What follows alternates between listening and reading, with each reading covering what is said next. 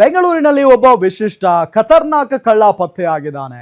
ಈತನ ಟಾರ್ಗೆಟ್ ಮನೆಗಳೆಲ್ಲ ಸರಗಳ್ಳನೂ ಅಲ್ಲ, ಅಂದ್ರೆ ಮನೆಗಳನ್ನೂ ಕೂಡ ಈತ ಕಳ್ಳತನ, ಮನೆಗಳಿಗೆ ಹೋಗಿ ಕಳ್ಳತನ ಮಾಡಲ್ಲ, ಜೊತೆಗೆ ಈತ ಈ ಸರಗಳ್ಳತನೂ ಮಾಡಲ್ಲ.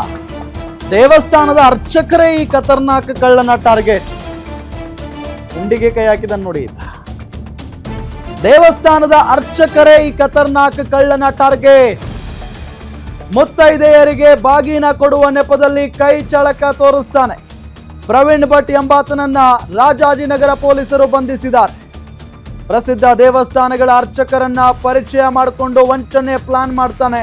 ಅಂಗಡಿ ಓಪನ್ ಅಂತ ಹೇಳಿ ಅರ್ಚಕರನ್ನ ಕರೆಸಿ ಕಳ್ಳತನಕ್ಕೆ ಸಂಚು ಹೂಡ್ತಾನೆ. ಪೂಜೆಗೆ ಮುತ್ತೈದೆಯರು ಬಂದಾಗ ಅವರನ್ನ ಗಮನಿಸ್ತಾನೆ. ನೋಡಿ, ಮುತ್ತೈದೆಯರಿಗೆ ಬಾಗಿನ ಕೊಡುವ ನೆಪದಲ್ಲಿ ಕೈ ಚಳಕ ತೋರಿಸಿದಾನೆ ಈ ಪ್ರವೀಣ್ ಭಟ್. ಸೊ ಈಗ ಪ್ರವೀಣ್ ಭಟ್ ಎಂಬಾತನನ್ನ ಪೊಲೀಸ್ನವರು ಅರೆಸ್ಟ್ ಮಾಡಿದ್ದಾರೆ. ಸೊ ಅಂಗಡಿ ಓಪನ್ ಅಂತ ಹೇಳಿ ಅರ್ಚಕರನ್ನ ಕರೆಸಿ ಕಳ್ಳತನಕ್ಕೆ ಸಂಚು ಹೂಡ್ತಾರೆ. ಪೂಜೆಗೆ ಮುತ್ತೈದೆಯರು ಬೇಕು, ನಿಮ್ಮ ಪತ್ನಿಯನ್ನ ಕಳಿಸಿ ಅಂತಾನೆ. ಹೇಗೆ ಪೂಜೆಗೆ ಒಡವೆ ಧರಿಸಿ ಬರುವ ಅರ್ಚಕರ ಪತ್ನಿಗೆ ಯಾಮಾರಿಸಿ ಈತ ವಂಚನೆಯನ್ನ ಮಾಡ್ತಾನೆ. ಆಟೋದಲ್ಲಿ ಕರೆದೊಯ್ದು ಒಡವೆಗಳನ್ನ ಪಡೆದು ಅರ್ಧದಲ್ಲೇ ಬಿಟ್ಟು ಎಸ್ಕೇಪ್ ಆಗ್ತಾನೆ ಈತ.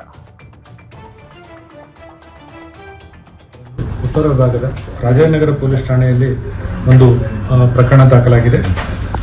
ಅಪರಾಧ ಕ್ರಮಾಂಕ 29/2026ರಂತೆ ಕಲಂ 318 ಸಬ್ ಕ್ಲಾಸ್ 4 ಮತ್ತು 303 ಸಬ್ ಕ್ಲಾಸ್ 2 BNS ಕಾಯ್ದೆಯಲ್ಲಿ. ಇದರ ಸಂಕ್ಷಿಪ್ತ ಸಾರಾಂಶ ಏನಂತಂದರೆ, ಫಿರ್ಯಾದುದಾರರಾದ ಶ್ರೀ ರಾಘವೇಂದ್ರ ಅವರು ಈ ಪ್ರಕರಣದ ಆರೋಪಿ ಪ್ರವೀಣ್ ಭಟ್ ಅನ್ನೋನು ಅವರ ಅಂಗಡಿಗೆ ಹೋಗಿ ತಮ್ಮ ಅಂಗಡಿಯಲ್ಲಿ ಪೂಜೆ ಕಾರ್ಯಕ್ರಮ ಇದೆ, ಅದಕ್ಕೆ ಮುತ್ತೈದರನ್ನ ಕಳಿಸ್ಬೇಕು ಅಂತೇಳಿ ಅವ್ರ ಮನೆ ಒಬ್ಬ ಮಹಿಳೆಯರಿಗೆ ಬರಬೇಕು ಅಂತ ಕೇಳಿ ಅವ್ರನ್ನ ಕರ್ಕೊಂಡು ಹೋಗುವಾಗ ರಸ್ತೆ ಮಧ್ಯದಲ್ಲಿ ಇಲ್ಲಿ ಒಂದು ಕಡೆಗೆ ಇಲ್ಲಿ ಆಭರಣ ಅವರ ಮೈ ಮೇಲೆ ಇರ್ತಕ್ಕಂಥ ಇಲ್ಲಿ ಒಡವೆ ಧರಿಸಿ ಬರಬಾರ್ದು ಏರಿಯಾದಲ್ಲಿ, ಅದಕ್ಕೆ ಬಿಚ್ಚಿಕೊಡಿ ಅಂತೇಳಿ ಒಂದು ಆಭರಣವನ್ನು ಬಿಚ್ಚಿಸಿ ಅದನ್ನು ತೆಗೆದುಕೊಂಡು ಸಬ್ಸಿಕ್ವೆಂಟ್ಲಿ ಅದನ್ನು ವಾಪಸ್ ಕೊಡದೆ ಅವರಿಗೆ ಏನು ಇದೇ ವಿಚಾರಕ್ಕೆ ಸಂಬಂಧಪಟ್ಟಂತೆ ಡೀಟೇಲ್ಸ್ ಕೊಡ್ತಾರೆ ನಮ್ಮ crime bureau head SK Manjunath ನೇರ ಸಂಪರ್ಕದಲ್ಲಿ ಜಾಯ್ನ್ ಆಗಿದ್ದಾರೆ. ಮಂಜುನಾಥ್, ಹೇಗೆ ಈತ ಪ್ಲಾನ್ ಮಾಡ್ಕೊಳ್ತಾ ಇದ್ದ, ಈತ ಕದಿಯುವಂತ ವಿಚಾರ ಹೇಗ್ ಗೊತ್ತಾಯ್ತು, ಹೇಗ್ ಸಿಕ್ಕ ಈತ, ಡೀಟೇಲ್ಸ್ ಕೊಡ್ತಾ ಹೋಗೋದಾದ್ರೆ?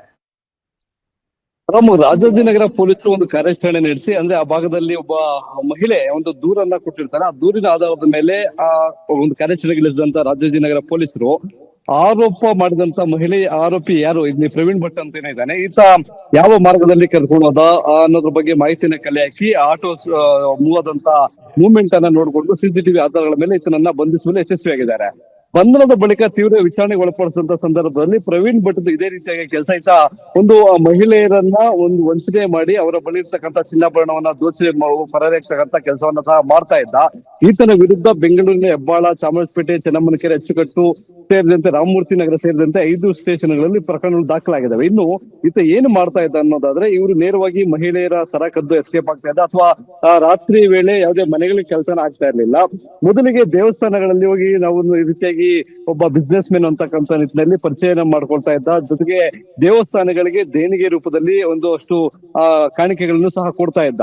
ಬಳಿಕ ನಾನೊಂದು ಅಂಗಡಿಯನ್ನ ಓಪನ್ ಮಾಡ್ತಾ ಇದ್ದೇನೆ, ಅದಕ್ಕೆ ಪೂಜೆಗೆ ಮುತ್ತೈದೆಯರು ಬೇಕು, ನಿಮ್ಮ ಪತ್ನಿಯರನ್ನ ಕಳಿಸಿಕೊಡಿ ಅಂತಕ್ಕಂತ ಒಂದು ಬೇಡಿಕೆನ ಇರ್ತದೆ. ಅಷ್ಟರಲ್ಲಾಗ್ಲೇ ಅರ್ಚಕರೊಂದಿಗೆ ಈತ ತುಂಬಾ ಕ್ಲೋಸ್ ಆಗಿ ಮೂವ್ಮೆಂಟ್ ಆಗ್ತಾ ಇದ್ದ, ಪರಿಚಯಿಸ್ತಾ ಇದ್ದಾನೆ. ಹಾಗಾಗಿ ಅವರ ಮನೆ ಪೂಜೆಗೆ ಕರಿತಾ ಇದ್ದಾರೆ, ಅಂಗಡಿ ಪೂಜೆಗೆ ಕರಿತಾ ಇದ್ದಾರೆ ಅನ್ನೋ ಅರ್ಥದಲ್ಲಿ ಈತನಿಗೆ ಪರಿಚಯ ಆದಂತ ಅರ್ಚಕರು ತಮ್ಮ ಪತ್ನಿಯರನ್ನ ಅವರು ಏನೋ ಒಂದು ಪೂಜೆ ಕಾರ್ಯಕ್ಕೆ ಕರೆದಿರ್ತಾನೆ, ಆ ಕಾರ್ಯಕ್ಕೆ ಹೋಗಿ ಬನ್ನಿ ಅಂತ ರೀತಿಯಾಗಿ ಕಳಿಸ್ಕೊಡ್ತಾರೆ. ಆದ್ರೆ ಅಲ್ಲಿ ಯಾವಾಗ ಅವರ ಪತ್ನಿಯರನ್ನ ಕಳಿಸ್ತಾರೆ, ಅದೇ ಇವನ ಮಾಸ್ಟರ್ ಪ್ಲಾನ್ ಆಗಿರುತ್ತೆ. ಹಾಗೆ ಕಳಿಸ್ಲಿ ಅಂತಕ್ಕಂತ ಒಂದು ಪ್ಲಾನ್ ಇಂದಾನೆ ಇವನು ಆ ಒಂದು ಬೇಡಿಕೆಯನ್ನ ಇಟ್ಟಿರ್ತಾನೆ.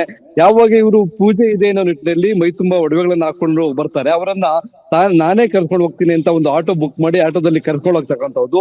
ಮಾರ್ಗ ಮಧ್ಯದಲ್ಲಿ ಅವರ ಕೊರಳಿಗೆ ಕೈ ಹಾಕಿ ಅವರ ಬಳಿ ಇರ್ತಕ್ಕಂಥ ಒಡವೆಗಳನ್ನ ಅಥವಾ ಮುಂದೆ ಬೇರೆ ಯಾರೋ ಏನೋ ಒಂದು ಕುಂಟು ನೆಪವನ್ನ ಹೇಳಿ ಅವರ ಬಳಿ ಇರ್ತಕ್ಕಂಥ ಒಡವೆಗಳನ್ನ ಕದ್ದು ಎಸ್ಕೇಪ್ ಆಗ್ತಾ ಇದ್ದ.